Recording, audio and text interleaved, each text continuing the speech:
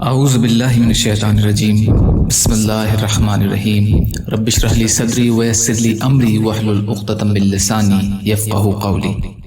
6 محرم الحرام اسلامی تاریخ۔ حضرت آدم علیہ السلام وہ پہلے انسان ہیں جن سے دنیا میں بسنے والے انسانوں کی ابتدا ہوئی ہے۔ اللہ تعالیٰ نے ان کا خمیر تیار کرنے سے پہلے فرشتوں سے کہا، ان قریب میں مٹی سے ایک ایسی مخلوق پیدا کرنے والا ہوں جسے زمین میں ہماری خلافت کا شرف حاصل ہوگا۔ چنانچہ حضرت آدم علیہ السلام کا خمیر مٹی سے گوندا گیا، پھر اللہ تعالیٰ نے اس میں روح پھونک دی تو اسی وقت وہ زندہ انسان بن گئے۔ ان کے سامنے فرشتوں کو سجدہ کرنے کا حکم دیا تو تمام فرشتے اللہ تعالیٰ کے حکم کی اطاعت کرتے ہوئے سجدے میں گر گئے، مگر شیطان ابلیس نے اپنی بڑائی اور تکبر کی وجہ سے سجدے سے انکار کر دیا اور کہنے لگا، میں اس سے بہتر ہوں کیونکہ آپ نے مجھے آگ سے پیدا کیا ہے اور آدم علیہ السلام کو مٹی سے پیدا کیا ہے۔ اس طرح شیطان ابلیس اللہ کے حکم کو نہ مان کر ہمیشہ کے لیے اللہ کی لعنت کا مستحق بن گیا، اور اسی وقت سے وہ آدم علیہ السلام اور ان کی اولاد کا دشمن بن گیا۔ اللہ تعالیٰ کی قدرت، زمین اور اس کی پیداوار۔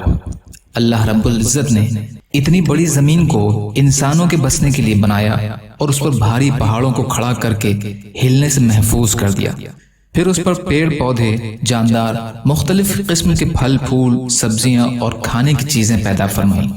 زمین پر گھر بنانے اور اس کو کھود کر پانی نکالنے کے لیے نرم بنا دیا۔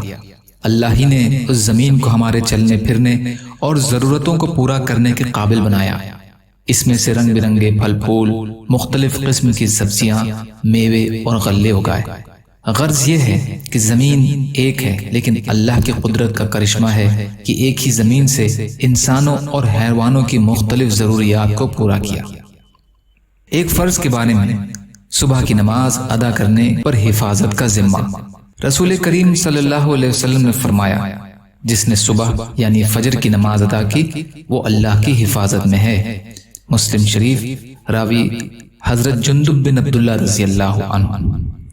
ایک سنت کے بارے میں، پورے سر کا مسح کرنا۔ حضرت مقدام بن مادی قرب رضی اللہ عنہ بیان کرتے ہیں کہ میں نے رسول کریم صلی اللہ علیہ وسلم کو وضو فرماتے ہوئے دیکھا۔ جب سر کے مسح پر پہنچے تو اپنی ہتھیلی کو سر کے اگلے حصے پر رکھا اور گزارتے ہوئے گدی تک گئے، پھر یہاں سے لوٹے وہاں تک جہاں سے شروع کیا تھا، یعنی پھر گدی کی طرف سے مسح کرتے ہوئے پیشانی کی طرف ہاتھ کو لائے۔ ابو داؤد کی حدیث۔ ایک گناہ کے بارے میں، رسول اللہ صلی اللہ علیہ وسلم نے فرمایا، بے شک آدمی گناہوں کی وجہ سے رزق سے محروم کر دیا جاتا ہے، بے شک آدمی گناہوں کی وجہ سے رزق سے محروم کر دیا جاتا ہے۔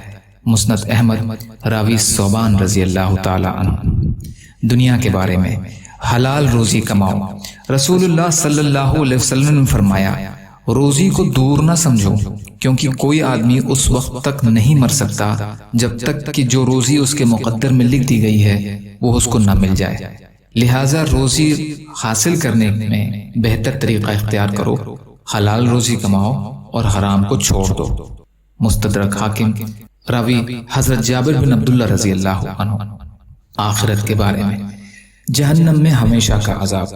قرآن میں اللہ تعالیٰ فرماتے ہیں کہ بے شک جن لوگوں نے ہماری آیات اور احکام کا انکار کیا، ان قریب ہم ان کو ایک سخت آگ میں داخل کریں گے۔ وہاں ان کی مسلسل یہ حالت ہوگی کہ جب ایک دفعہ ان کی کھال جہنم میں جھلس جائے گی تو ہم پہلی کھال کی جگہ فوراً دوسری نئی کھال پیدا کر دیں گے تاکہ یہ لوگ عذاب کا مزہ چکھتے رہیں۔ سورہ نساء کا ترجمہ۔ طب نبوی سے علاج، بیماری سے بچنے کی تدبیر۔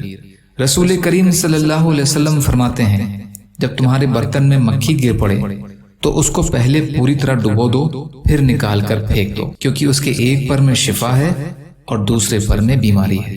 بخاری، راوی حضرت ابو ہریرہ رضی اللہ تعالی عنہ۔ قرآن کی نصیحت۔ اللہ تعالیٰ فرماتے ہیں، تم لوگ اللہ اور اس کے رسول پر ایمان لے آؤ اور اس مال سے راہ خدا میں خرچ کرو جس مال میں تم کو اس نے دوسروں پر قائم مقام بنایا ہے۔ جو لوگ تم میں ایمان لے آئے ہیں اور اللہ کے راستے میں خرچ کریں تو ان کو بڑا ثواب ملے گا۔ سورہ حدید، آیت نمبر 7 کا ترجمہ۔ یا اللہ ہم سب کو کہنے سننے سے زیادہ عمل کی توفیق عطا فرما۔ یا اللہ جو مظلوم ہیں، پریشان حال ہیں، بیمار ہیں، قرض میں ہیں، بے روزگار ہیں، ان کی مدد فرما۔ یا اللہ جو مانگا وہ بھی عطا کر دیجئے، جو بھول گئے ہیں اپنے فضل کرم سے عطا فرمائیے برحمتک یا ارحم الراحمین۔ لا الہ الا اللہ محمد رسول اللہ۔ السلام علیکم۔